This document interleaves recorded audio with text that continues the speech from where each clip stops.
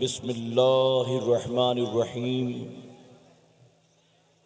इन्नस्सलाता तन्हा अनिल फ़ाहशाइ वल मुनकर। सदक़ल्लाहु मौलाना अलीउल अज़ीम।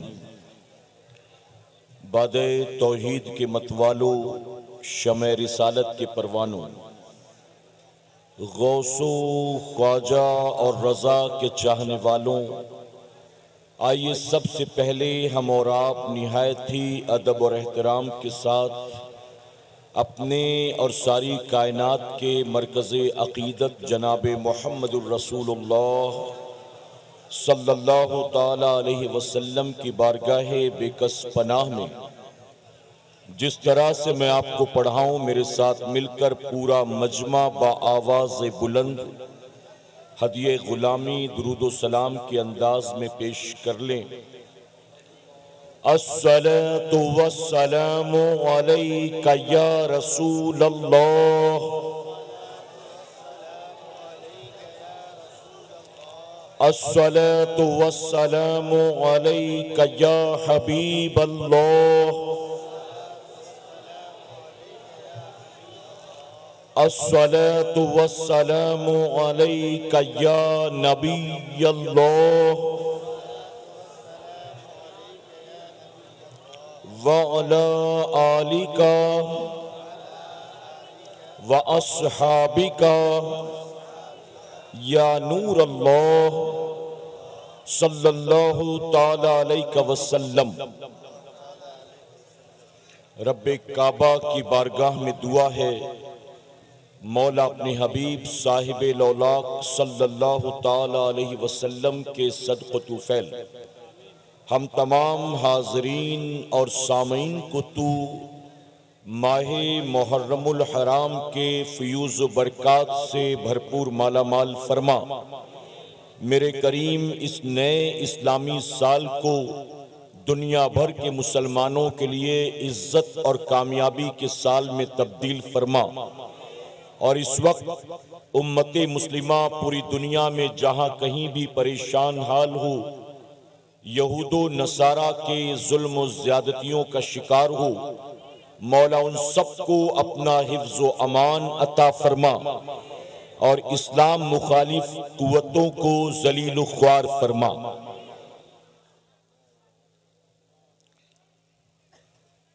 हो सके तो लाइए दोनों जहां मीज़ान में, हो सके तो लाइए दोनों जहां मीज़ान में, मैंने एक सजदा ज़मीने करबला से ले लिया। और वो एक सजदा जिसे तू गिरा समझता है, वो एक सजदा जिसे तू गिरा समझता है, हजार सजदों से देता है आदमी को निजात। मेरे प्यारे आका अलैहिस्सलातु तस्लीम के प्यारे दीवानों, तिलावत करदा आयत करीमा की रोशनी में अपने शौर के मुताबिक चंद बातें आपके गोश गुजार करूंगा, लेकिन उससे पहले मैं आप तमाम को एक बात बता दूं कि कल मैं और सैयद साहब इलाहाबाद में थे और वहां भी कुछ इसी तरह का बदनज़मी का माहौल था। उन्वान था इमाम अहमद रजा और अज़मते अहले बैत। बहुत बेहतरीन उन्वान पर औलादे गौसे आज़म ने खिताब का आगाज किया, लेकिन अवाम की बदनज़मी और स्टेज पर मौजूद लोगों का मोबाइल पर बात करना, एक दूसरे से बात करना, आना जाना उठना बैठना इतना डिस्टर्ब कर रहा था कि सैयद साहब ने टॉपिक मुकम्मल नहीं किया और आधी तकरीर छोड़कर वो स्टेज से नीचे उतर गए। मैं आपको इसलिए वार्न कर रहा हूं कि सैयद साहब किसी को डांटते डपटते नहीं है, ये उनकी फितरत में भी नहीं है और आदत में भी नहीं है। तो अगर आपने डिस्टर्ब किया या स्टेज वालों ने डिस्टर्ब किया तो मैं पहले से वार्न कर दे रहा हूं कि ये इतनी आपकी सारी मेहनत दरी की दरी रह जाएगी और फिर अगले 5 साल के बाद आपको शायद तारीख मिले। तो इसलिए अगर आप वाकई सुनने आए हुए हैं तो आपको खामोशी से बैठकर सुनना पड़ेगा, और अगर टाइम पास करने के लिए आए हैं तो फिर जाहिर है कि टाइम पास तो होगा, तकरीर नहीं हो सकेगी। ठीक है, तो चूंकि सैयद साहब ये सब नहीं बोलते हैं तो मैं आपको पहले से वार्न कर दे रहा हूं, और माजरत के साथ एक बात कहूंगा कि एक दो बार प्यार से अवाम को समझाने पर वो समझ गए थे, लेकिन स्टेज वाले समझ नहीं रहे थे, और जिसकी वजह से सैयद साहब ने गुफ्तगू को आधा छोड़ दिया, और फिर कमरे में वो आए, डिस्टर्ब थे, और उन्होंने कहा कि मुझे ऐसे माहौल में तकरीर करना मुनासिब नहीं लगता। यानी मैं अल्लाह रसूल का फरमान सुना रहा हूं और लोग आपसी गुफ्तगू कर रहे हैं, यानी आपसी बातें या SMS करना या मोबाइल पर बात करना, क्या माज़अल्लाह अल्लाह रसूल के फरमान से ज्यादा अहम चीज है? तो इसका आप ख्याल रखेंगे ना इंशाअल्लाह। अच्छा, मेरी तकरीर में ऐसा है कि आपको चाहे जो करना है आप करें, आप बिल्कुल फ्री हैं। मैं अपना बयान करता हूं, अपनी बात मुकम्मल करता हूं, अल्लाह जिसको तौफीक देता है वो सुनता है, और जो सिर्फ भीड़ भाड़ के लिए आया होता है वो बैठकर चला जाता है भीड़ का हिस्सा बनकर। तो मैं कुछ नहीं कहता, मैं अपनी बात मुकम्मल करता हूं, और मुझे जो वक्त दिया गया होता है मैं उस वक्त पर अपनी गुफ्तगू को मुकम्मल करता हूं। लेकिन सैयद साहब के बयान के वक्त बिल्कुल जो है खामोशी होनी चाहिए, क्या इंशाअल्लाह? चलना फिरना, भाग दौड़, हंगामा राई कुछ भी नहीं। आपको इत्मीनान से सुनना है, और इस नियत से सुनना है कि जो आज की इस महफिल पाक में हम सुनेंगे इंशाअल्लाह उस पर अमल की कोशिश करेंगे। जिक्र शोदाए करबला की महफिल है, और करबला वालों का जिक्र सुनाने के लिए आज आपके गांव में खुद उनका बेटा आया हुआ है। तो आपको अल्लाह का शुक्र अदा करना चाहिए। हम लोग अगर करबला वालों का जिक्र करते भी हैं तो हम तो दर वाले हैं, लेकिन सैयद साहब तो जाहिर है कि घर वाले हैं ना। तो घर वालों से आज उनके बाबा का जिक्र सुनना है आपको, तो मैं गुजारिश करूंगा कि बिल्कुल इत्मीनान से बैठकर सैयद साहब किबला की गुफ्तगू को आप सुनेंगे इंशाअल्लाह। ठीक है, अल्लाह आप सबको जज़ाए खैर अता फरमाए। एक बार मोहब्बत से दुरूद शरीफ पढ़ लें आप, अल्लाहुम्मा सल्ली अला मुहम्मदिन व आलिही अल्फा अल्फा मर्रा। मेरे प्यारे आका अलैहिस्सलातु तस्लीम के प्यारे दीवानों, मैंने कुरान मुकद्दस की जिस आयत करीमा की तिलावत का शर्फ हासिल किया उसका मफहूम है, बेशक नमाज रोकती है बेहयाई और बुरी बात से। अल्लाह रब्बुल इज्जत ने इस आयत करीमा के जरिए नमाज की दो बरकतों का जिक्र फरमाया। एक सबसे पहली चीज है नमाज बेहयाई से रोकती है, और दूसरा नमाज रोकती है बुरी बात से, यानी बुराई से। और मैं उलमा की मौजूदगी में ये बात जिम्मेदारी के साथ कहूंगा, आज हमारी सोसाइटी में ये दोनों चीजें बहुत आम हो चुकी हैं। औरतों में बेहयाई, बेगैरती, बेपर्दगी आम है, और मर्दों के अंदर तरह तरह की बुराइयां आम हैं। मेरे प्यारे आका के प्यारे दीवानों, अल्लाह ने फरमाया कि नमाज बेहयाई और बुरी बात से रोकती है। फिर आखिर मुसलमानों के अंदर बेहयाई और बुराई क्यों कर पाई जाती है? रीजन क्या है? तो जानते हैं इसका सबसे बड़ा रीजन ये है कि चूंकि हमारी अक्सरियत नमाज पढ़ती नहीं। मुसलमानों के मोर देन 90% लोग, या अगर कहूं तो गलत नहीं होगा, मोर देन 95% लोग बेनमाजी हैं। तो जब बंदा मुसलमान होकर भी नमाज के करीब नहीं जाएगा तो क्या नमाज की बरकतें वो हासिल कर सकता है? अल्लाह ना करे, 1000 बार ना करे, मैं मिसाल देता हूं, आपके इलाके में किसी को कोई ऐसा मर्ज हो जाए कि जिस बीमारी का स्पेशलिस्ट डॉक्टर कोलकाता में है, बेंगलोर में है, दिल्ली में या मुंबई में है, अब मरीज अपनी बीमारी को लेकर घर पर पड़ा है, बिस्तर पर कराता है, रोता है, उसे आराम कभी नहीं होगा जब तक कि वो उस डॉक्टर के पास नहीं जाता। बताइए है कि नहीं? सर में दर्द हो तो आप क्या करते हैं? 3 दिन से शाम होती है तो बुखार आ जाता है, आप क्या करते हैं? 2 दिन से उल्टी जुलाब शुरू हो गया तो क्या करते हैं? आप बीमारी को लेकर घर में पड़े नहीं रहते, बल्कि बीमारी से शिफा के लिए फौरन डॉक्टर के पास जाते हैं, और डॉक्टर दवाइयां देता है तो आपका मर्ज दूर हो जाता है। मेरे प्यारे आका अलैहिस्सलातु तस्लीम, पता ये चला कि अगर मरीज को मर्ज से निजात चाहिए तो उसे उस मर्ज का इलाज कराना होगा और इलाज के लिए उसको डॉक्टर के पास जाना होगा। बस इसी तरह से मुस्लिम मुआशरे के अंदर अगर बेहयाई और बुराई आम हो चुकी है और आप चाहते हैं कि हमारे मुआशरे से बेहयाई और बुराई का खात्मा हो जाए तो उसकी खातिर अल्लाह ने आसान नुस्खा अता कर दिया। और वो आसान सा नुस्खा क्या है? रब का वादा है, बंदे तू नमाज की पाबंदी कर, नमाज पढ़ना तेरा काम है और तुझे बेहयाई बुराई से बचाना ये नमाज का काम है। अगर हम नमाज नहीं पढ़ेंगे तो क्या नमाज की इस बरकत से हम फायदा हासिल कर सकते हैं? मेरे प्यारे आका अलैहिस्सलातु तस्लीम के पहलवानों, अगर कोई बंदा तस्बीह लेकर बैठे और उस पर नमाज नमाज नमाज नमाज का विर्द करे, नमाज ना पढ़े तो नमाज की बरकतें हासिल कर सकता है। और एक बात और अर्ज कर दूं, नमाज हर आकिल बालिग मुसलमान मर्द औरत पर फर्ज है।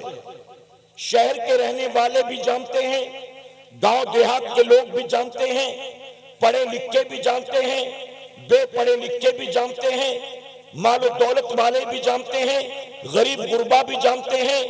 दुनिया का हर मुसलमान, चाहे पढ़ने वाला हो चाहे ना पढ़ने वाला हो, हर मुसलमान जानता है कि अल्लाह रब्बुल इज्जत ने 24 घंटे में हर आकिल बालिग मर्द औरत पर 5 वक्त की नमाज को फर्ज फरमाया है।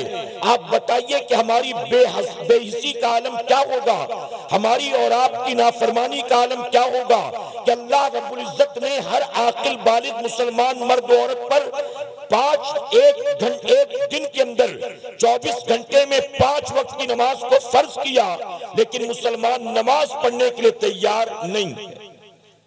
आपको जानकर ताज्जुब होगा, कुरान मुकद्दस में अल्लाह रब्बुल इज्जत ने कितने मकामात पर नमाज का हुक्म दिया जानते हो? तकरीबन 700 मकामात पर। कितने मकाम पर? अगर आप अपनी वालिदा से मोहब्बत करते हैं और आपकी वालिदा ने कहा कि बेटा तू ये काम जो करता है ना ये मुझे अच्छा नहीं लगता, ये काम मत किया कर, अगर फर्मा बरदार औलाद होगी तो माँ की बात मानेगी कि नहीं मानेगी? अगर अब्बा के फर्मा बरदार और इताअत गुजार है, अब्बा ने कह दिया आज के बाद उस लड़के के साथ मुझे नजर मत आना, बाप से मोहब्बत है तो बाप की बात मानोगे कि नहीं मानोगे? आप बताइए, अगर बीवी कोई फरमाइश कर दे, आज आते आते आइसक्रीम ले आना, मेरा 2 दिन से बहुत जी चाहता है आइसक्रीम खाने का, तो बीवी की ख्वाहिश को पूरा करेंगे कि नहीं करेंगे? अगर आपकी औलाद ये कहे कि अब्बा इस बार ईद में वो कपड़ा लूंगा मैं, तो अपनी औलाद की ख्वाहिश को पूरा करेंगे कि नहीं करेंगे? आपको ये पता है कि पीर साहब को खाने में क्या पसंद है, पीर साहब को पीने में क्या पसंद है, पीर साहब को पहनने ओढ़ने में क्या पसंद है? अगर आपके पीर साहब आपको कोई बात कह दे तो पीर साहब की बात मानते हैं कि नहीं मानते? मेरे प्यारे आका अलैहिस्सलातु तस्लीम के पहलवानों, अपने जैसे इंसानों की बात मानने को तैयार हो। माँ बाप की मोहब्बत में माँ बाप की बात मानोगे, औलाद की बात मानोगे, अपनी बीवी की, उस्ताद की, पीर और मुर्शिद की बात मानोगे, लेकिन वो रब जो सारी कायनात का खालिक है, सारी कायनात का मालिक है, वो किसी बात का हुक्म 1-2 मर्तबा नहीं, 100-200 मर्तबा नहीं, बल्कि 700 मर्तबा देता है। अल्लाह किसी बात का हुक्म 700 मर्तबा दे और फिर भी हम उसकी बात ना माने, तो बताइए इस रुए जमीन पर हमसे बड़ा भी कोई नाफरमान हो सकता है? अगर बेटा बाप की बात ना माने तो बाप कहता है आज के बाद तू मेरे लिए मर गया। अगर भाई भाई की बात ना माने तो भाई कहता है आज के बाद तेरा मेरा कोई लेना देना नहीं है। अगर बेटा माँ की बात ना माने तो माँ कहती है ऐसी नाफरमान औलाद होने से तो अच्छा कि मैं बांझ रहती। गलत तो नहीं कह रहा हूं। पीर साहब किसी बात का हुक्म 1 बार 2 बार 3 बार दे, आप ना माने तो पीर की बात ना मानकर पीर के चहीते मुरीद बन जाएंगे। पीर साहब कहेंगे ये बड़ा फर्माबरदार, बड़ा खिदमत गुजार, बताइए चहीते मुरीद बन जाएंगे। मेरे प्यारे आका अलैहिस्सलातु तस्लीम के पहलवानों, वो रब जिसने पूरी कायनात को पैदा फरमाया, हम सुबह जो खाते हैं वो देने वाला कौन है, हम दोपहर जो खाते हैं वो देने वाला कौन है, हम रात जो खाते हैं वो देने वाला कौन है? आप दिल पर हाथ रखकर मुझे जवाब दें, आपके सीने में दिल की धड़कनों को चलाने वाला कौन है? आपके रगों में खून को दौड़ाने वाला कौन है? आपकी सांसों को अंदर बाहर चलाने वाला कौन है? बिना किसी मशीन और इंजन के आपका दिल धड़क रहा है, ये धड़काने वाला कौन है? पूरे जिस्म के अंदर रगों का जाल बिछाने वाला कौन है? आपके जिस्म को सही सलामत बनाने वाला कौन है? रात सोने के बाद सुबह उठने की मोहलत देने वाला कौन है? नाफरमानी करने के बाद भी जब जाते हो कारोबार करने के लिए तो नाफरमानी के बाद भी रोजी देने वाला कौन है? इज्जत देने वाला कौन है? कामयाबी देने वाला कौन है? बरकत देने वाला कौन है? अपने माँ बाप बीवी बच्चों को छोड़ छाड़ कर किसी पराये शहर में चले जाते हो, पराये मुल्क में चले जाते हो, जहां अजनबी थे वहां बताइए सर पर छत देने वाला कौन है? रात सोने की जगह देने वाला कौन है? आपको रोजी रोटी देने वाला कौन है? ऐ सरकारे मदीना अलैहिस्सलातु तस्लीम के पैरवानों, अल्लाह रब्बुल इज्जत ही सारी कायनात का खालिक है, अल्लाह ही सारी कायनात का मालिक है। यहाँ तक कि जो लोग अल्लाह का दिया रिस्क खाकर उसे रज़्ज़ाक़ नहीं मानते हैं, उन्हें भी खिलाने वाला अल्लाह है। जो अल्लाह तबारक व तआला के बंदे होकर भी अल्लाह को अपना माबूद नहीं मानते, उनका माबूद भी अल्लाह तबारक व तआला है। जमीन को बिछाया किसने? आसमान का शामियाना लगाया किसने? जमीन से सब्जा उगाया किसने? हवा में हमारी खातिर ऑक्सीजन पैदा किया किसने? हमारी बॉडी में रेड ब्लड सेल्स किसने पैदा किया? व्हाइट ब्लड सेल्स किसने पैदा किया? ऐ सरकारे मदीना के पैरवानों, हम दिन रात अल्लाह की नाफरमानी पर नाफरमानी करे, अल्लाह 700 मरतबा किसी बात का हुक्म दे, हम उसका हुक्म नहीं मानते। इसके बावजूद वो आसमान से पानी बरसाता है, जमीन से सब्जा उगाता है, हमें फिर भी रोजी अता करता है। आप बताएं, जब नाफरमानी और बगावत करके ये करम नवाजी है, हम फरमा बरदार बन जाएंगे, अल्लाह के सजदों के पाबंद बन जाएंगे। तो मैं मिंबरे रसूल पर मौजूद हूँ, जिम्मेदारी के साथ कहता हूँ, अल्लाह रब्बुल इज्जत हमें और आपको जिस दिन मुसलमान पलटेगा, रब की बारगाह में सुलह कर लेगा, रब की बारगाह में रुजू कर लेगा और ये अहद करेगा कि मौला अब दुनिया यहाँ की वहाँ हो जाए, एक वक्त की नमाज को जानबूझकर कज़ा नहीं करूंगा।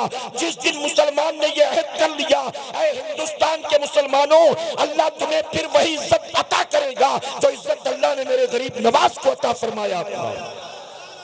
नाराए तकबीर, नाराए रिसालत, नाराए हैदरी, नाराए हैदरी। गरीब नवाज हिंदुस्तान की सरजमीन पर तशरीफ लाए, क्या बताइए कोई अपने घर में उन्हें ठहराने वाला था? जी, पेड़ के नीचे बैठ गए तो बैठने दिया गया कि उठा दिया गया? कोई उनके लिए चाय कॉफी शरबत बनाने वाला था? अना सागर पर पानी लेने गए तो पीने दिया गया कि पहरा लगा दिया गया? किसी के महल में घुस गए थे, जबरन किसी के मकान पर कब्जा किया था? मेरे प्यारे आका अलैहिस्सलातु तस्लीम के पैरवानों, हिंदुस्तान की सरजमीन पर गरीब नवाज तशरीफ लाते कोई मुरीद नहीं था, कोई मेजबान नहीं था, कोई किराया भाड़ा देने वाला नहीं था, कोई अपने मकान में ठहराने वाला नहीं था, कोई आपके नाम का पोस्टर छापने वाला नहीं था, कोई आपकी खातिर स्टेज लगाने वाला नहीं था, कोई आपको सर आंखों पर बिठाने वाला नहीं था। एक नए मुल्क में, अजनबी मुल्क में तशरीफ लाते हैं, इसके बावजूद आपने देखा कि मुकाबले में जो आया वो कोई सोशल वर्कर नहीं था, वो कोई गांव का प्रधान नहीं था, वो कोई मिनिस्टर एमपी एमएलए नहीं था। जो गरीब नवाज के मुकाबले में आया वो हिंदुस्तान का बादशाह था। गरीब नवाज के मुकाबले में आया, गरीब नवाज चंद फकीरों को साथ लेकर आए थे, अपने साथ कोई असलहा लेकर नहीं आए थे, अपने साथ कोई माल और दौलत लेकर नहीं आए थे, अपने साथ कोई लंबी चौड़ी फौज लेकर नहीं आए थे। गरीब नवाज अपने साथ खाने पीने का कोई बहुत ज्यादा सामान लेकर नहीं आए थे। आपके मुकाबले में आकर खड़ा हो गया उस वक्त का हिंदुस्तान का बादशाह, और गरीब नवाज अल्लाह रसूल की जात पर भरोसा करके उसके मुकाबले में आकर खड़े हो गए। नतीजा क्या हुआ? जो हिंद का बादशाह था वो हमेशा हमेशा के लिए मिट गया, और मेरे करीब ने गरीब नवाज को कयामत तक के लिए हिंद का राजा बना दिया। अल्लाह यही इज्जत तुम्हें भी देगा, अल्लाह तुम्हें भी कामयाबी देगा, अल्लाह तुम्हें भी बरकती अता करेगा, अल्लाह तुम्हें भी खोया हुआ वकार दोबारा अता करेगा। लेकिन शर्त यह है, सिर्फ जश्न गरीब नवाज मनाने वाले मत बनो, सिर्फ गरीब नवाज की करामात को सुनने वाले मत बनो। मिशन गरीब नवाज को समझने की कोशिश करो, तालीमात गरीब नवाज को समझने की कोशिश करो। गरीब नवाज के खड़ाओं को उड़ता देखते हो, गरीब नवाज का मदीना मुनव्वरा से पैदल सफर करके हिंदुस्तान आना नजर नहीं आता। गरीब नवाज अगर अपने कूजे में अना सागर को भरते हैं वो नजर आता है। गरीब नवाज का रोजा रखना नजर नहीं आता। गरीब नवाज का जोगी जयपाल का मुकाबला करना नजर आता है। गरीब नवाज की रातें नजर नहीं आती। गरीब नवाज का तकवा नजर नहीं आता। गरीब नवाज का सजदा नजर नहीं आता। आप सोचे कि वो गरीब नवाज जो अपनी माँ की कोख से अल्लाह के वली बनकर पैदा हुए, अरे जो माँ की कोख से अल्लाह का वली बनकर पैदा हो, उस गरीब नवाज की रातों का आलम यह था कि मेरे गरीब नवाज ने 40 साल तक इशा के वजू से फजर की नमाज को अदा किया। एक मर्तबा मेरे गरीब नवाज, तवज्जो है ना आपकी, एक मर्तबा मेरे गरीब नवाज एक कोने में बैठे जारो कतार रो रहे थे। मुरीदों की हिम्मत न हुई कि कोई पूछे कि रोने की वजह क्या। जब कुछ इत्मीनान हुआ, रोना बंद हुआ, तो आपके करीब आए आपके करीबी चाहिए मुरीद ख्वाजा बख्तियार काकी रहमतुल्लाह तआला आकर कहते कि हुजूर आज आप इतना रो रहे थे, रोने की वजह क्या, किस बात ने आपको रुलाया। तो जानते मेरे गरीब नवाज ने क्या फरमाया? आप फरमाते आज से 30 साल पहले मैं नमाज पढ़ रहा था, तो हालत नमाज में मुझे जो लज्जत हमेशा मिलती थी, जो नमाज में मजा आता था, जो खुशू और खुशू मैसर आता था, उस दिन नमाज में वो मजा नहीं आ रहा था, वो खुशू और खुशू नहीं मिल रहा था। कहते मैं परेशान के आखिर नमाजों की लज्जत कहां चली गई।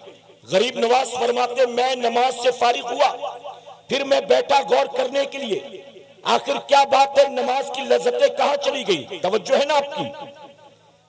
मेरे प्यारे आका के पैदवानों, गरीब नवाज फरमाते नमाज से फारिग होकर मैं बैठा गौर करने के लिए कि नमाज में जो रोजाना मजा आता था वो मजा गया कहां, बात क्या।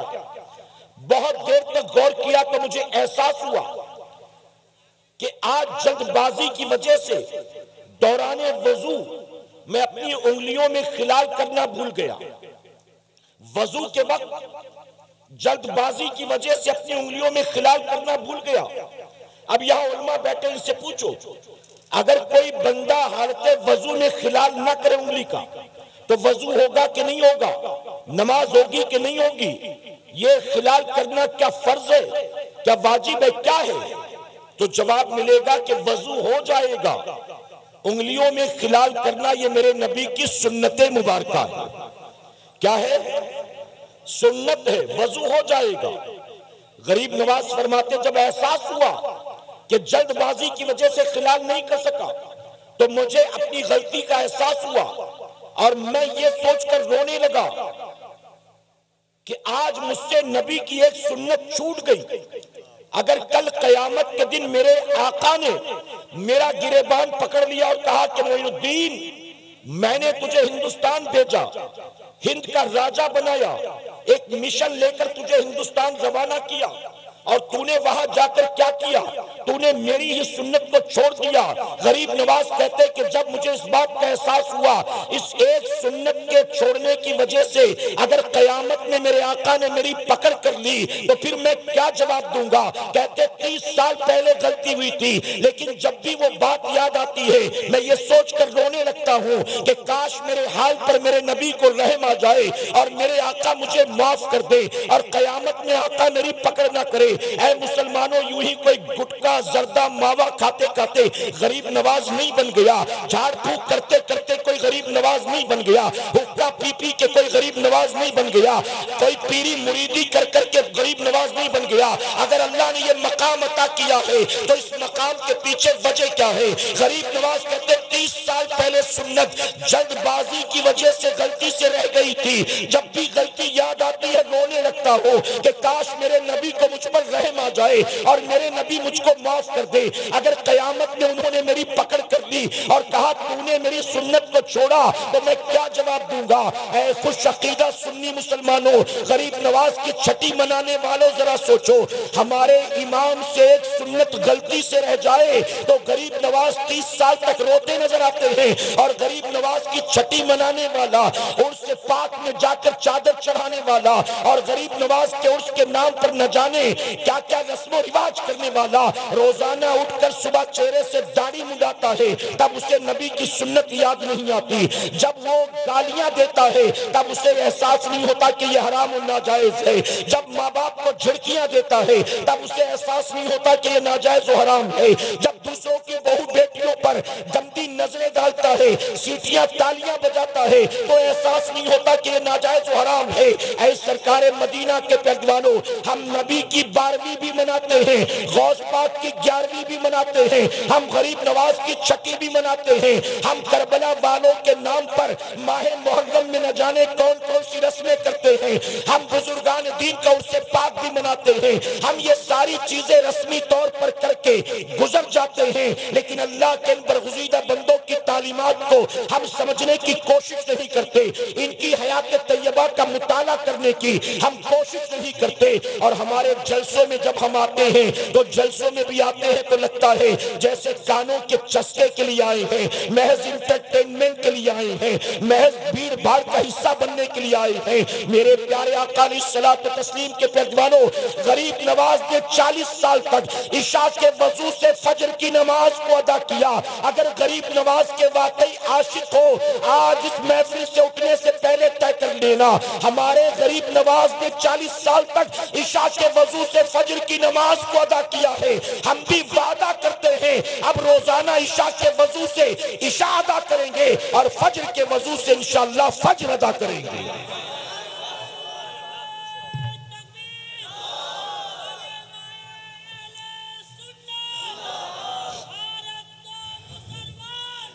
जिक्र शोदाए करबला की महफिल है, इमाम अली मकाम के नाम पर महफिल सजी है। जानते हो 10 मुहर्रम को, तवज्जो है ना आपकी, 10 मुहर्रमुल हराम को सुबह से यजीदियों ने जंग को शुरू कर दिया।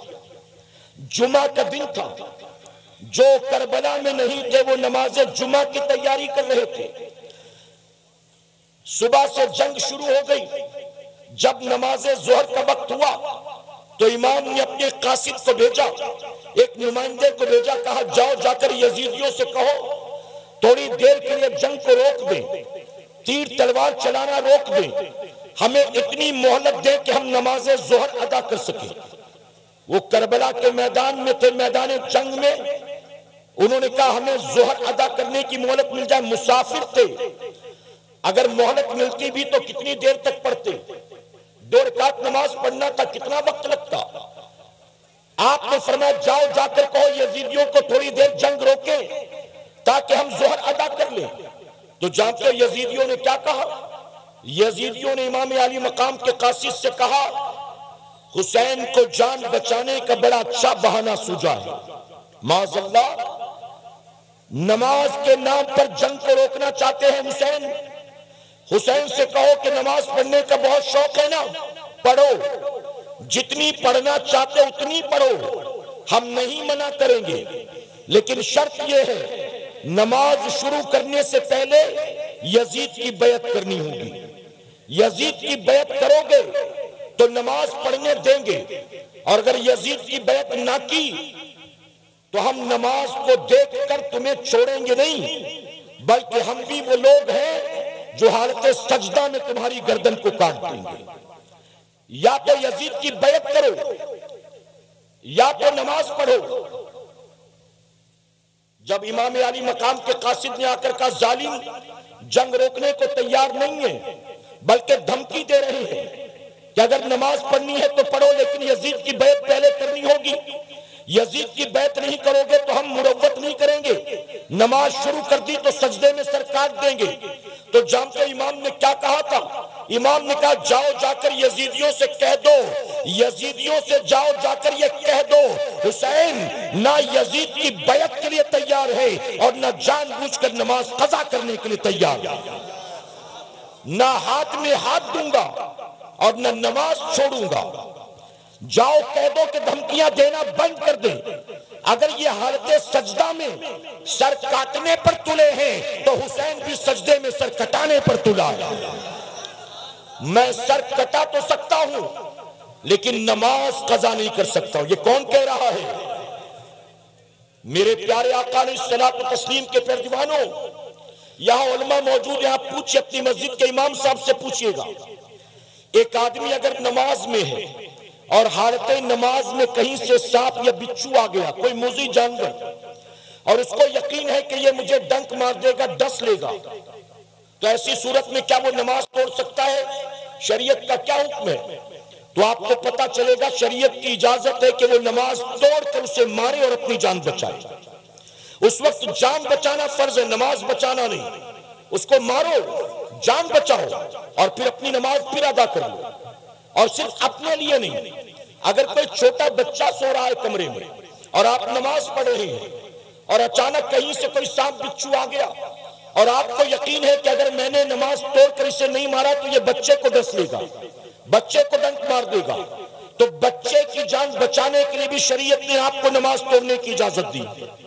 अब आप बताइए कि जान बचाना ऐसी सूरत में फर्ज, और भी बहुत इसकी तफसील है, मैं उसमें नहीं जाता, सिर्फ आपको यह कहूंगा जरा बताइए वो 22,000 खून की प्यासी तलवारें जिन्होंने इमाम अली मकाम के नन्हे अली असगर को नहीं छोड़ा, 6 माह के लगते जिगर के सूखे हलकून पर तीर चलाया, जिन्होंने इमाम हुसैन के भांजों और मोहम्मद को नहीं छोड़ा, यानी अहले बैत के छोटे छोटे बच्चों को भी जालिमों ने छोड़ा नहीं है। इमाम को पता था अगर इन जालिमों के सामने मैंने सजदे में सर को झुकाया तो ये मेरे खून की नंगी प्यासी तलवारें ये मेरी गर्दन को काट देंगी।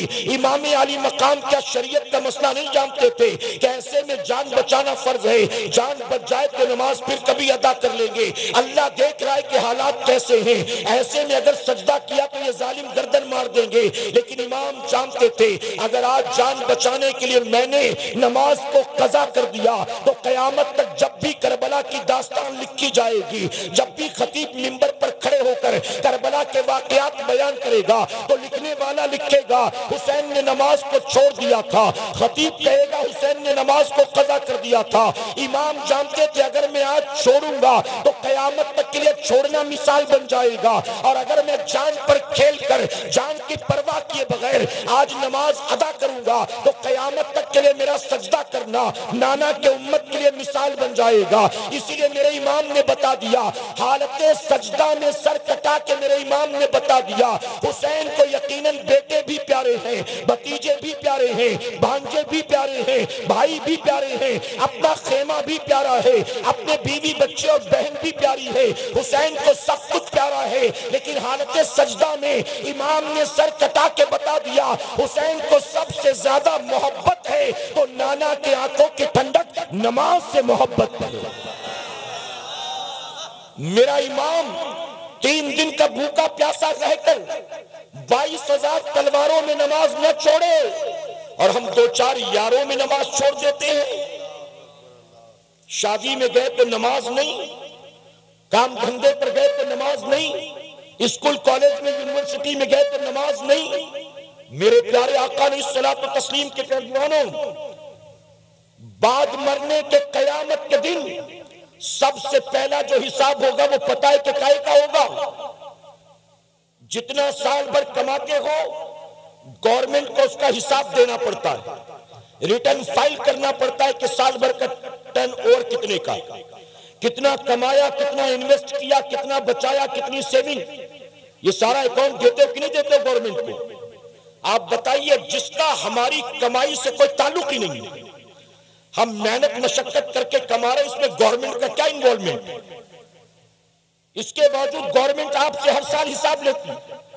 अगर आपने अकाउंट नहीं शो किया तो आपको नोटिस आ जाएगी इनकम टैक्स की तरफ से, बहुत ज्यादा करोड़ों का टर्नओवर है तो आपके यहां रेट पड़ जाएगी। मेरे प्यारे आका के प्यारे दीवानों, जिनका हमारी कमाई से कोई ताल्लुक नहीं है, हर साल उन्हें भी मजबूरन हमें हिसाब किताब देना पड़ता है। तो जिस रब ने सब कुछ अता किया है, क्या वो कयामत में हमें यूं ही छोड़ देगा? और वहां आपकी कमाई का हिसाब बाद में होगा। बैंक बैलेंस का हिसाब बाद में होगा, आपके खर्चे का हिसाब बाद में होगा, आपकी बीवी बच्चों का हिसाब बाद में होगा। सबसे पहला सवाल किसके बारे में होगा जी?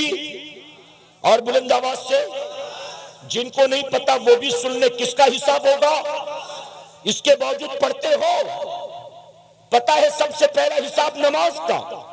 जब एग्जाम होता है शुरू, चाहे वो 10th के बच्चे हो, चाहे 12th के हो, चाहे किसी क्लास के, चाहे किसी मजहब के, तो एग्जाम से पहले टाइम टेबल मिलता है कि फर्स्ट डे आपका इंग्लिश का पेपर है, सेकेंड डे आपका मैथ्स का पेपर है, थर्ड डे आपका हिस्ट्री का पेपर है। बताइए, टाइम टेबल मिलता है। बच्चा उसी टाइम टेबल के एतबार से तैयारी करता है कि नहीं? पहला पेपर इंग्लिश का, दूसरा हिंदी का, तीसरा हिस्ट्री का, फिर 3 दिन की छुट्टी, उसके बाद मैथ्स का।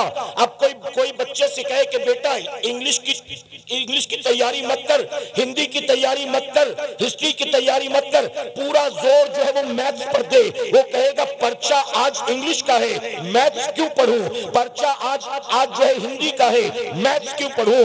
अलजेब्रा से पहले 3 दिन की छुट्टी मिलेगी, तब अलजेब्रा की तैयारी कर लूंगा। अभी मुझे जो आज एग्जाम देना उसकी तैयारी करने दो। अरे छोटे छोटे बच्चे भी जानते हैं कि पर्चा जिस चीज का सबसे पहले होगा, तैयारी सबसे पहले उसी की जाएगी। लेकिन मेरी कौम को यह बात समझ में क्यों नहीं आती? ये सारी तैयारियां तो किए बैठा है। अपनी बेटी की शादी की तैयारी, अपने मरने के बाद बच्चे के काम धंधे की तैयारी, अपने घर बार की तैयारी, अपने खाने पीने की तैयारी, अपने ओढ़ने पहनने की तैयारी, अपने घूमने फिरने की तैयारी। तूने दुनियावी एतबार से सारी तैयारियां कर रखी है, लेकिन ए मुसलमान, क्या तूने कभी कब्र की तैयारी के बारे में सोचा है? कभी मैदान कयामत की तैयारी के बारे में सोचा है? हमें कभी फर्क ही नहीं पड़ता। हमारे पास लोग आते हैं, कोई आकर कहता है हजरत दुआ करें, इस साल मेरी बेटी नीट की तैयारी कर रही है। कोई कहता है दुआ करें मेरे बेटे का इंजीनियरिंग का लास्ट ईयर है वो कामयाब हो जाए। कोई कहता है कि मेरा बेटा 12th की तैयारी कर रहा है। कोई कहता है मेरा बेटा या बेटी IAS की तैयारी कर रहे हैं। हमारे पास लोग आते हैं अपनी औलाद के लिए दुआएं करवाने। बेटी ये एग्जाम दे रही, दुआ कर दे। बेटा ये तैयारी कर रहा है, दुआ कर दे। लेकिन आज तक कोई एक भी माँ बाप ऐसे नहीं आए जिन्होंने हमसे आकर ये कहा हो कि हजरत दुआ कर दीजिए मेरा बेटा कब्र के इम्तिहान में कामयाब हो जाए, मेरी बेटी आखिरत के इम्तिहान में कामयाब हो जाए। मेरे प्यारे आका के पैरवानों, जानते हो एक अल्लाह के वली दुनिया को छोड़ छाड़ कर एक पहाड़ की चोटी पर जाकर बैठे थे। 30 साल तक अल्लाह की इबादत करते रहे। अल्लाह अल्लाह अल्लाह, ना कहीं आना जाना, ना किसी से मिलना जुलना। जब चारों तरफ उनकी विलायत के चर्चे हुए तो लोग खुद ही खिंचे खिंचे उनके पास चले गए मिलने के लिए। 30 साल से दुनिया को ठोकर मारकर पहाड़ की चोटी पर बैठे अल्लाह की इबादत में मसरूफ दुनिया खिंची चली आई उनके पास। एक दिन वो बैठे ज़ारो कतार रो रहे थे। मुरीदों ने पूछा कि हुजूर आप क्यों रो रहे हैं, क्या बात है? आपके पास लोग रोते हुए आते हैं, मुस्कुराते हुए जाते हैं, दुखी होकर आते हैं, सुखी होकर जाते हैं, परेशान हाल आते हैं, इत्मीनान से मुतमईन होकर जाते हैं। आज आप खुद ही रो रहे हैं, क्या बात है? तो जानते हो अल्लाह वाले ने क्या कहा? 30 साल से पहाड़ की चोटी पर आकर बैठा हूं, 30 साल हो गए, आज तक कोई एक भी नहीं आया जिसने मुझसे कहा कि मेरी आखिरत के लिए दुआ कर दीजिए, मेरी कब्र के लिए दुआ कर दीजिए, मेरी जन्नत के लिए दुआ कर दीजिए। कहते जिस दुनिया को ठोकर मार कर मैं आकर बैठा हूं ना, मेरे पास लोग उसी दुनिया के लिए दुआ करवाने आते हैं, उसी दुनिया के लिए दुआ करवाते। मैं उसी के लिए इसीलिए रो रहा हूं कि काश ये समझते तो सही कि तुम दुनिया के लिए दुआ उससे करवा रहे हो जो दुनिया को छोड़े बैठा हुआ। मेरे प्यारे आका अलैहिस्सलातु तस्लीम के पैरदीवानों, मुझे नहीं पता कि यहाँ खवातीन के भी बैठने का इंतजाम है कि नहीं। अगर है तो वो भी मेरा ये पैगाम लेती जाए, और अगर नहीं है तो अपने घर की औरतों तक ये पैगाम पहुंचा दें। आपने इमाम हुसैन का सजदा तो देखा ना मैदान करबला में, अब आइए उनकी बहन हजरत ज़ैनब का भी सजदा देख लीजिए। इमाम ज़ैनुल आबिदीन, इमाम आली मकाम के लख्त जिगर, मैदान करबला में अहले बैत के आखिरी चश्मो चिराग इमाम ज़ैनुल आबिदीन कहते जब मदीना मुनव्वरा में हम पर प्रेशर बनाया गया कि यजीद की बैत करो, यजीद की बैत करो, तो शहरे रसूल में फितना फसाद ना हो, इसलिए हम मदीने को छोड़कर मक्का मुअज़्ज़मा चले गए। हम मक्के पहुंचे तो कूफा वालों के खत हमें आने लगे, आइए हमें बचा लीजिए, आप नहीं आए तो हमको मजबूरन यजीद की बैत करनी पड़ेगी। हम पर प्रेशर बनाया गया कूफा वालों की तरफ से।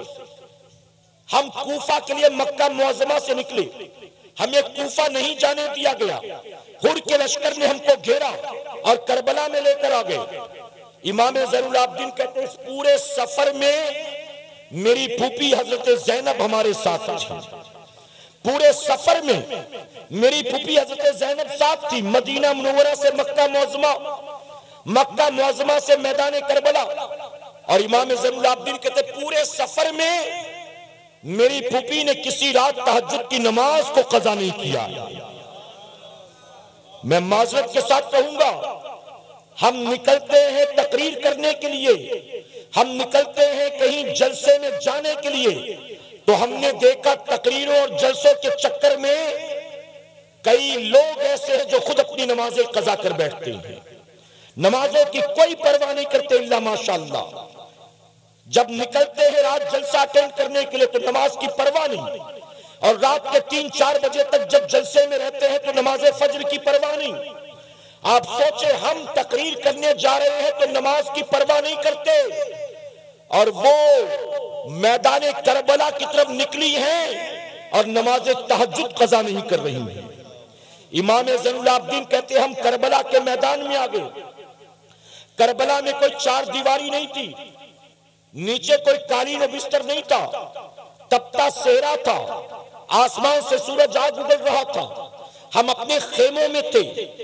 1 तारीख, 2 तारीख, 3 तारीख इमाम ज़ैनुल आबिदीन फरमाते वक्त गुजरता रहा और मेरी फूफी हर रात उठकर तहज्जुद की नमाज अदा करती रही।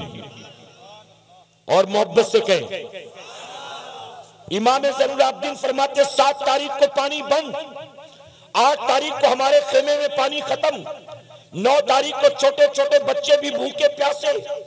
यजीदियों ने पानी तो बंद कर दिया, मेरी फूफी ने तहज्जुद बंद नहीं किया, तहज्जुद अदा करती रही। 10 मुहर्रम को सुबह से जंग का आगाज हुआ।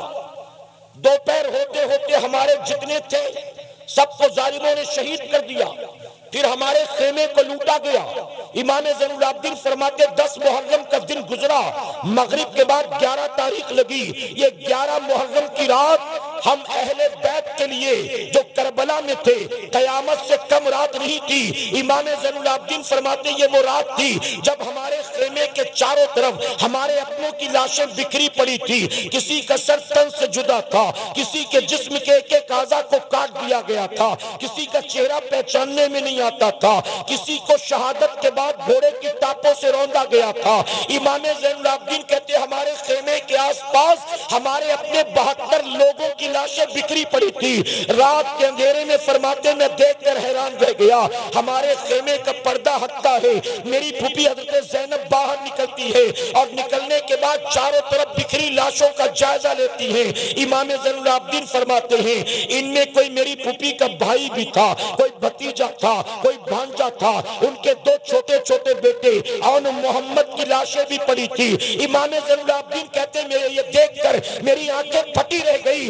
उन लाशों को देखने के बाद मेरी फूफी नीचे बैठ गई, तपते हुए करबला के सेहरा की रेत को उठाया, तयम्मुम किया और तयम्मुम करके मेरी फूफी ने लाशों के सामने खड़े होकर नमाज तहज्जुद को अदा किया।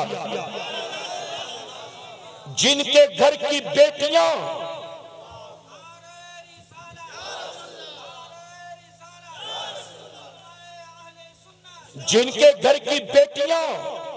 मैदान जंग में तहज्जुद कज़ा न करें, क्या उन्होंने अपने घर में बैठे बैठे कभी कोई फर्ज नमाज छोड़ी होगी?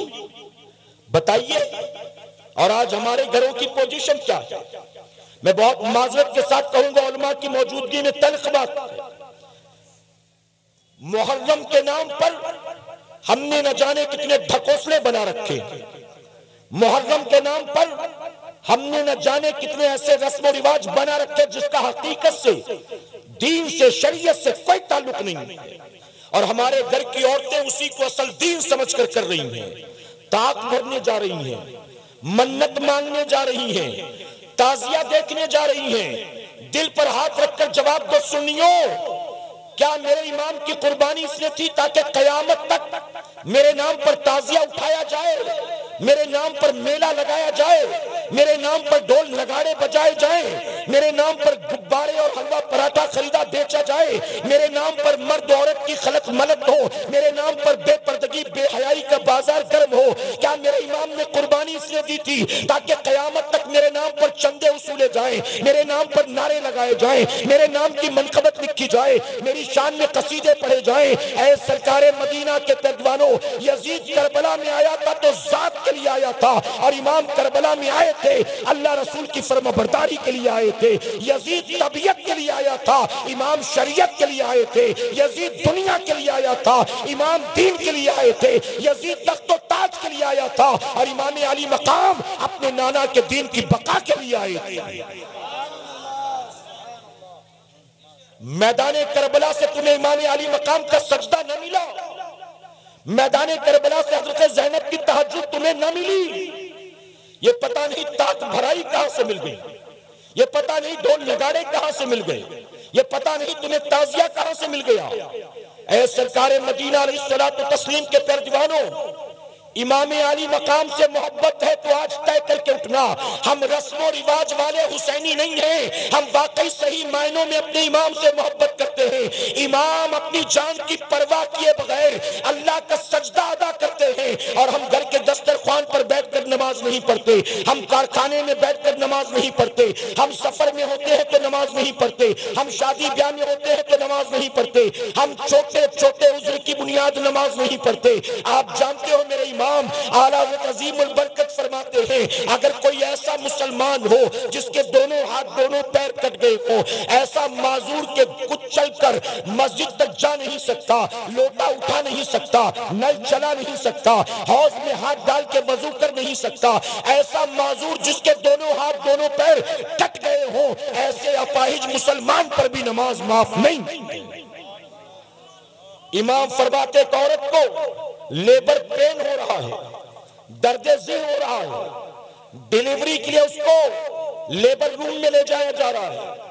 फरमाते उसको उस दर्द की हालत में, जब बच्चे की विलादत का वक्त करीब है, दर्द से करा रही है, और डिलीवरी के लिए उसको ले जा रहे हॉस्पिटल के वार्ड में, मेरे इमाम फरमाते ऐसी हालत में भी अगर नमाज का वक्त हो गया तो वो नमाज भी उस पर फर्ज। हट्टे कट्टे होकर खाने पीने के लिए टाइम है, 5-5 घंटे बैठकर आईपीएल का मैच देखने के लिए टाइम है, वर्ल्ड कप के चक्कर में नमाज कज़ा करोगे, टीवी सीरियल ड्रामों के चक्कर में नमाज कज़ा करोगे, जिंदगी गुजरेगी यजीद पलीत की तरह, और जबान से कहोगे हुसैनी है, हुसैनी है।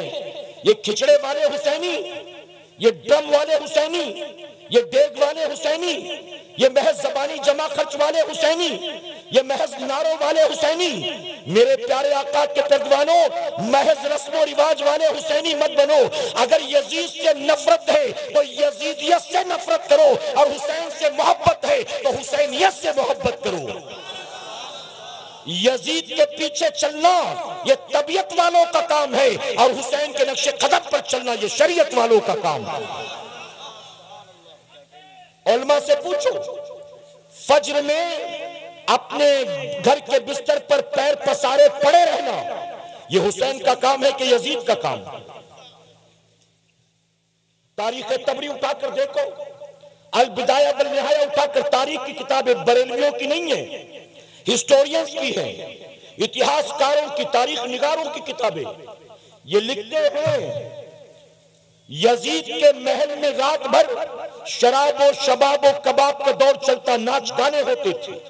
जब फज्र की अजान होती तो यजीद अपने महल के बिस्तर पर शराब के नशे में धुत पड़ा होता। जब फज्र की अजान होती तो यजीद महल के बिस्तर पर शराब के नशे में धुत पड़ा होता, और जब फज्र की अजान होती तो इमाम हुसैन अपने घर से निकलते मस्जिद नबवी शरीफ में जाते थे, और मुसलमानों को जमा करके उनकी इमामत फरमाते थे। रात यजीद के महल से ढोल घुंघरू की आवाज आती थी, और इमाम हुसैन मदीना मुनव्वरा में, मक्का मुअज़्ज़मा में, करबला मोहल्ला में, इमाम चाहे जहां भी है, यजीद के महल से ढोल घुंघरू की आवाज आती और इमाम हुसैन के कमरे से हर रात कुरान की तिलावत की आवाज आती थी। इमाम हुसैन को कुरान की तिलावत से इतनी मोहब्बत, इतनी मोहब्बत, इतनी मोहब्बत कि इमाम मदीने में भी कुरान की तिलावत करते, मक्का मुअज़्ज़मा में भी कुरान की तिलावत करते, करबला मोहल्ला में भी कुरान की तिलावत करते, 3 दिन भूखे प्यासे रहकर भी कुरान की तिलावत करते, शबे आशूर में भी अपनी बेटी नन्ही सकीना को बिठाकर कुरान की तिलावत करते, और 10 मुहर्रम को जालिमों ने आपको शहीद करके आपके सर मुबारक को काट कर नेज़े पे चढ़ा दिया, इमाम नेज़े पे चढ़कर भी कुरान की तिलावत करते। हमारे घरों से रात के अंधेरे में कुरान की तिलावत की आवाज आती है कि ढोल घुंघरू की। बताओ, रात को किसी के घर से अगर ढोल घुंघरू की आवाज आए, टीवी सीरियल देख रहा है, वेब सीरीज देख रहा है, नाच गाने देख रहा है, वो हुसैनी है? किस बात का हुसैनी? मैं तो कहता हूं जालिमों, इमाम हुसैन का नाम लेकर वो काम करो जो काम यजीद पलीद करता था। यजीद इमाम हुसैन का दोस्त था कि दुश्मन था? जी, दोस्त था कि दुश्मन था? आप बताइए, अभी औलादे गौसे आजम आएंगे, औलादे गौसे आजम, इतनी मोहब्बत, इतनी अकीदत, एक झलक देखने के लिए लोग बेकरार। मुसाफा करने मिल गया तो अल्हम्दुलिल्लाह, नहीं तो हाथ में लगा लिया तो खुशनसीब। इतनी अकीदत, इतनी मोहब्बत गौसे आजम की औलाद से, और जो गौसे आजम के भी बाप दादा हैं उनके दुश्मन के तरीके पर चलते हो। ये कैसी मोहब्बत है अहले बैत से? ये कैसी मोहब्बत है नवासे रसूल से? ये कैसी मोहब्बत है मौलाए कायनात और उनकी अहले बैत से? कैसी मोहब्बत है? जबान से कहो कि हम गौसे आजम से मोहब्बत करते, गरीब नवाज से मोहब्बत करते। आप बताइए, नमाज़े कज़ा करना गौसे आजम का काम है? चाहे वो इमाम आजम अबू हनीफा हो, चाहे वो सैयदना सरकार गौसे आजम हो, चाहे वो मेरे ख्वाजा गरीब नवाज हो, इन बुजुर्गों की जिंदगी में एक बात सिमिलर मिलती है, समान मिलती है। और जानते वो बात क्या है? इन तीनों की तारीख उठाकर देखो तो पता चलता है ये तीनों वो अल्लाह वाले हैं जिन्होंने 40-40 साल तक इशा के वजू से फज्र की नमाज को अदा किया। हम किस बात के हुसैनी हैं? किस बात के? महज रस्म रिवाज वाले? मेरे प्यारे आका अलैहिस्सलातु तस्लीम के पैरवानों, आज जिक्र हुसैन की महफिल से हमें सच्ची तौबा करके उठना है। कहीं इंशाअल्लाह, सीनों से आवाज आए कहीं इंशाअल्लाह। अगर जिंदगी न बदली, अगर इखलाक में, किरदार में तब्दीली ना आई, जिंदगी भर रस्म रिवाज के पीछे पीछे चलते रहे, तो आपका जबानी जमा खर्च करना कयामत में आपके काम नहीं आएगा। आप जिंदगी भर को हम हुसैनी हैं, हम हुसैनी हैं। आपने मुझसे पेशतर जब मनकबत चल रही थी, सारे या हुसैन के नारे लगा रहे थे। मैं कहता हूं मुहर्रम के महीने में नहीं, रोजाना या हुसैन कहो, अपनी छातियों को पीट पीट के या हुसैन कहो। लेकिन जिंदगी गुजरेगी हुसैन के दुश्मन यजीद पलीद के नक्शे कदम पर, तो नाम लेने से हुसैनी नहीं बन जाओगे। हुसैनी वो नहीं होता जो सिर्फ नाम लेता है, हुसैनी वो होता है जो अपने आका व मौला के नक्शे कदम पर चलता है। और इस इतने बड़े मजमे में वो कौन सच्चा हुसैनी होगा, मैं नहीं जानता, मेरा मौला जानता है। मैं नहीं कहता कि मेरी बातें सबके दिल पर असर कर जाएंगी। मैं नहीं कहता कि यहां से उठने वाला हर आदमी नमाजी बन जाएगा। मैं नहीं कहता कि जितने आए हैं सारे सच्चे तौबा करके जाएंगे। मैं नहीं कहता, हाँ, लेकिन मैं ये जरूर कहता हूं, अगर इस बड़े मजमे में कोई 2-4 ऐसा हो तो उसको अल्लाह का शुक्र अदा करना चाहिए। ऐ मौला, भीड़ तो हजारों की थी, लेकिन तेरा करम हो गया, तूने इमाम हुसैन के सदके मेरा आना कबूल फरमा लिया। और इतने बड़े मजमे में जिस पर मेरे इमाम की नजर होगी, जिंदगी उसी की बदलेगी इंशाअल्लाह। मेरे इमाम की पोजीशन तो ये है, उलमा से आपने सुना होगा, तारीख की किताबों में मौजूद है। मेरे इमाम शहादत के बाद भी जहां जहां से गुजरे, न जाने कितने यहूदियों ईसाइयों को मुसलमान बना दिया है। जो पैदाइशी खानदानी हसबी नस्बी यहूदी ईसाई थे, मेरे इमाम की बरकतें ये हैं, इमाम का उन गलियों से गुजर हुआ तो वक्त का यहूदी ईसाई भी कलमा पढ़कर मुसलमान बन गया। अरे इमाम के चेहरे को देखकर यहूदी ईसाई मुसलमान बन जाता है। हम कैसे हुसैनी हैं, हम जिंदगी भर जिक्र हुसैन की महफिल में आए और नमाजी भी ना बन सके, कैसे हुसैनी? अभी माजी करीब की बात है, तवज्जो है ना आपकी? मेरा वक्त खत्म होने के करीब मैं अपनी गुफ्तगू को समेटता हूं, इजाजत है आपकी? मेरे प्यारे आका अलैहिस्सलातु तस्लीम के प्यारे दीवानों, मैं ईरान तुरान की बात नहीं करता, हिंदुस्तान की बात करता हूं। माजी करीब की बात है, हमारी जमात के एक बुजुर्ग बुढ़ापे की वजह से, उम्र ज्यादा हो गई, इस वजह से उनकी आंख का ऑपरेशन करना पड़ा। आप यहां देखें ना मेरे भाई, अच्छा आप देख ले, फिर मुझे बताएं जब फ्री हो जाए तो आप। अच्छा आप बताइए मुझे, आप मुझे दिल पर हाथ रखकर बताइए, अगर मैं तकरीर करते करते अचानक यहां देखूं, सबका ध्यान जाएगा कि नहीं? मैं अकेला वहां देखूं तो सबका ध्यान वहां जाएगा, और सामने बैठे 20 आदमी यहां वहां देखेंगे तो मैं इंसान नहीं हूं, मेरा ध्यान नहीं भटकेगा। और सैयदना उस्मान गनी रज़ी अल्लाह अन्हु फरमाते हैं कि तकरीर करना तलवार की तेज धार पर चलने के बराबर है। जब आप अमीरुल मोमिनीन बने ना और जुमा का खुतबा देने के लिए मिंबर पर खड़े हुए, तो सैयदना उस्मान गनी फरमाते हैं जब पहली बार जुमा का खुतबा देने के लिए मैं मिंबर पर चढ़ा तो मुझे वो वक्त याद आया जब पहली बार मैं घोड़े पर चढ़ा था, घुड़सवारी नहीं आती थी, अब गिरा के तब गिरा। कहते मिंबर पर खड़ा हुआ खुतबे के लिए तो यही डर था दिल में कि अब गया कि तब गया। तो इतना आसान नहीं होता मेरे भाई, आप आकर सुनते हो, सुनकर चले जाते हो, आपको पता नहीं चलता, इतना आसान नहीं होता। बोलने वाले को सिर्फ अपनी एनर्जी ही नहीं लगानी पड़ती है, बल्कि अपने जहन को भी हाजिर रखना पड़ता है। कुछ भी नहीं कह सकता वो, यहां तक कि गैर हदीस को हदीस कह के भी बयान करने से मना किया गया है। मेरे नबी फरमाते हैं कि अगर कोई बात मैंने नहीं कही और उसको मेरी तरफ मंसूब अगर कोई करे तो अपना ठिकाना जहन्नम में बनाता है। अगर मैं बयान करते करते किसी गैर हदीस को कह दूं हदीस शरीफ में आता है, तो बताइए मैं गुनाहगार होऊंगा कि नहीं होऊंगा? तो इसलिए थोड़ा सा कोऑपरेट किया करें, आप तवज्जो रखा करें। मोहब्बत से एक बार सुभान अल्लाह कह दे। मैं अर्ज कर रहा था, माजी करीब में हमारी जमात के बुजुर्ग गुजरे, आलिम दीन, उम्र ज्यादा हो गई, डॉक्टर ने कहा आंख का ऑपरेशन कराना पड़ेगा। उन्होंने आंख का ऑपरेशन करा लिया। आंख के ऑपरेशन के बाद डॉक्टर ने उनसे कहा कि अभी टाके ताजा हैं, जख्म हरा है, आप 3 दिन तक सजदा मत कीजिएगा। 3 दिन सजदा करेंगे तो बॉडी का प्रेशर, ब्लड का प्रेशर आंख पर पड़ेगा, तो मुमकिन है कि टाके टूट जाएं, खून बहने लगे, परेशानी हो जाएगी। तो 3 दिन एहतियात कीजिएगा, सजदा मत कीजिएगा। वो अपने घर आए और घर आने के बाद अपनी बीवी से कहते कि 3 दिन मेरे हिस्से का खाना मत बनाना, 3 दिन मेरे हिस्से की रोटियां मत बनाना। तो बीवी कहती डॉक्टर ने आपको 3 दिन सजदा करने से मना किया है। मैं साथ थी, मुझे पता है खाने पीने से मना नहीं किया, सजदे से मना किया, और आप कह रहे हैं 3 दिन खाना नहीं बनाना, क्यों? तो जानते हो क्या जवाब दिया था? उन्होंने जवाब दिया कि जिस रब के 3 दिन सजदे नहीं करूंगा, किस मुंह से 3 दिन उसकी नेमतें खाऊंगा? जिस रब के 3 दिन सजदे नहीं करना, किस मुंह से उस रब की नेमतें खाऊंगा? इसलिए 3 दिन सजदा भी नहीं, 3 दिन खाना भी नहीं। हमारी सोच वहां जाती है।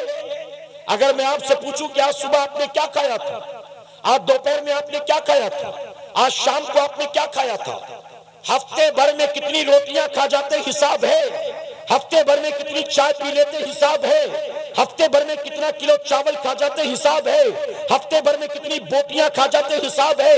अरे रब की नेमतें तो हफ्ते भर बेहिसाब खाते पीते हो, और उस रब को जो नेमत खिलाने वाला है उसका शुक्र अदा करने के लिए हफ्ते में 1 बार मस्जिद में जाते हो और 2 रकात पढ़ के लगता है कि इसी 2 रकात में अल्लाह की सारी नेमतों का मैंने हक अदा कर दिया।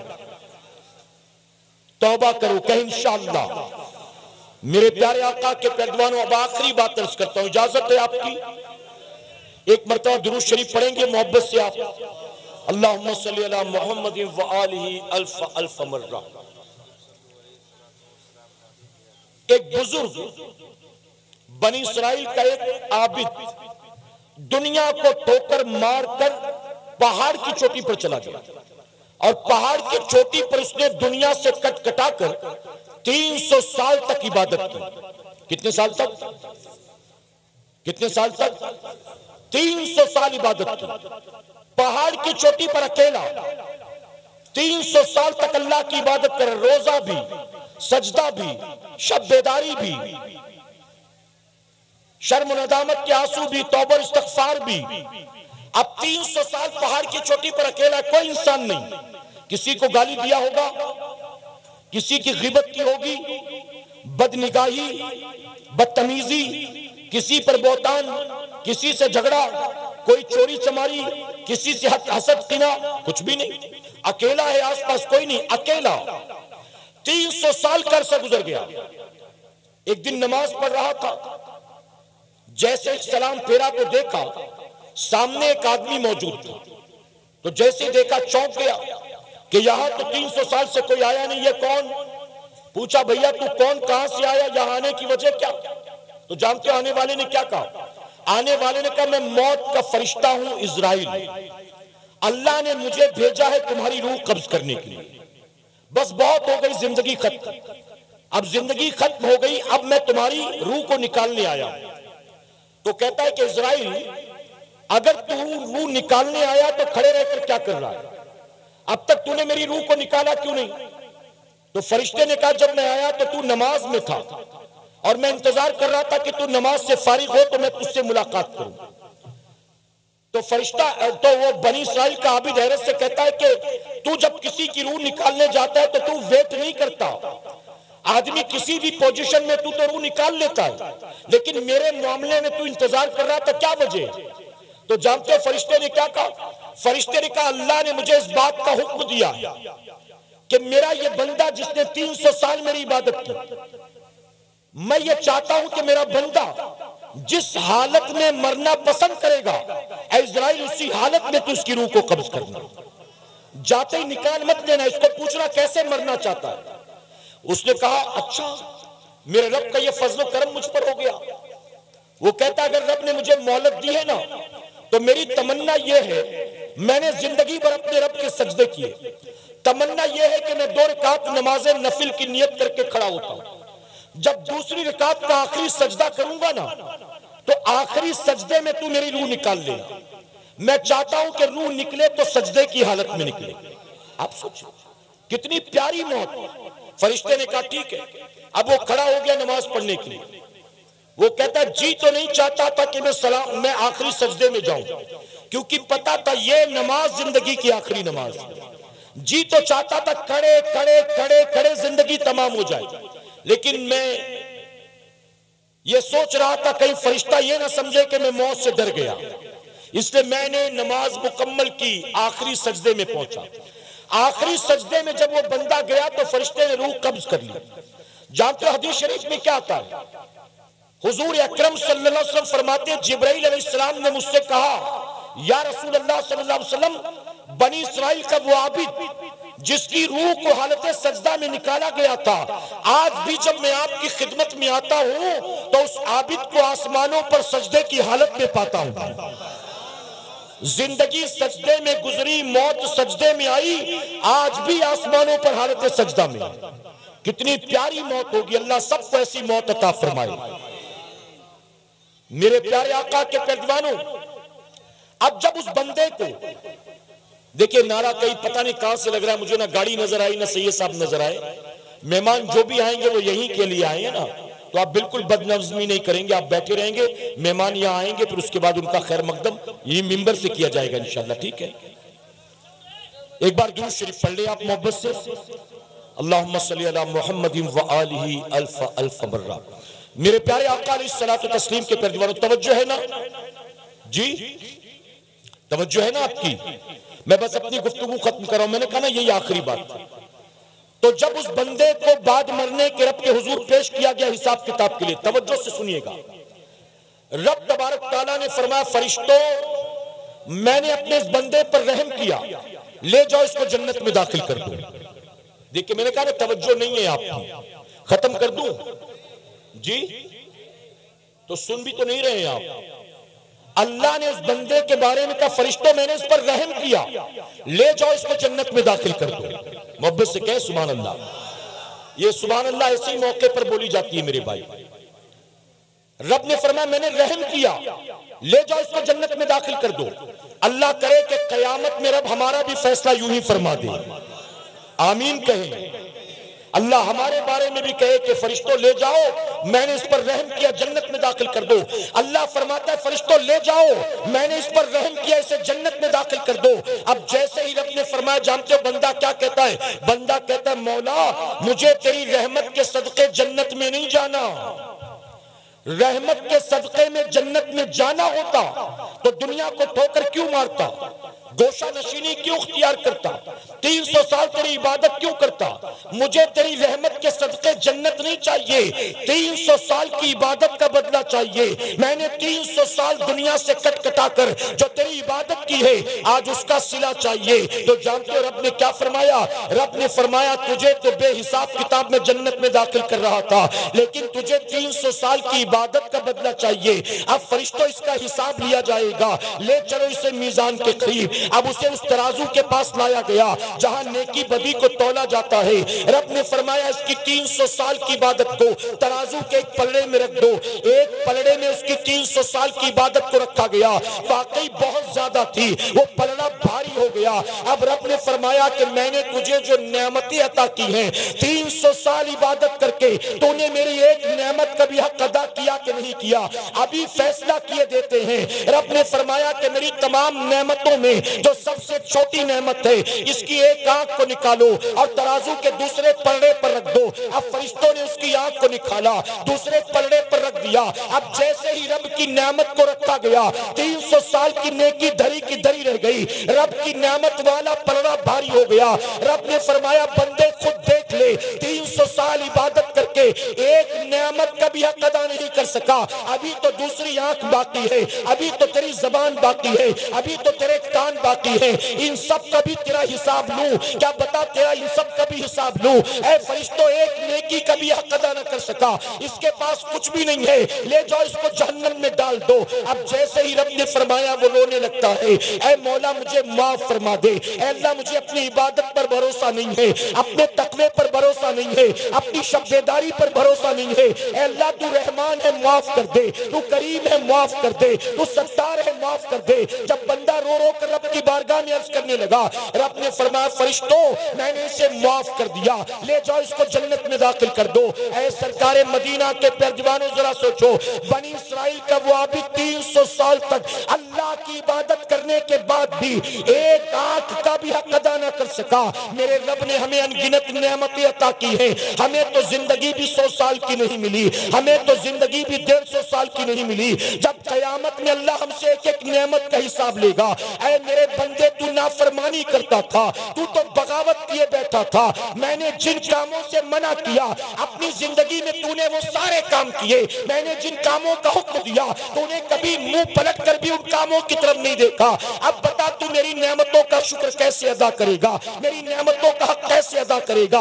अल्लाह हमसे कयामत के दिन हिसाब लेगा, हम क्या बताइए हिसाब देने के काबिल हैं? ऐ सरकारे मदीना के पैरजवानों, इमाम हुसैन से मोहब्बत रस्म रिवाज करके अदा नहीं कर सकते हो, इमाम से वाकई प्यार है सजदों के पाबंद बन जाओ। अगर तुम नमाजें पढ़ पढ़ कर इमाम हुसैन के नाना की आंखों को ठंडक पहुंचाओगे, नाना की आंखों को ठंडक पहुंचेगी, नाना भी राजी हो जाएंगे, नवासे रसूल भी राजी हो जाएंगे और अल्लाह भी हम गुनाहगारों से राजी हो जाएगा।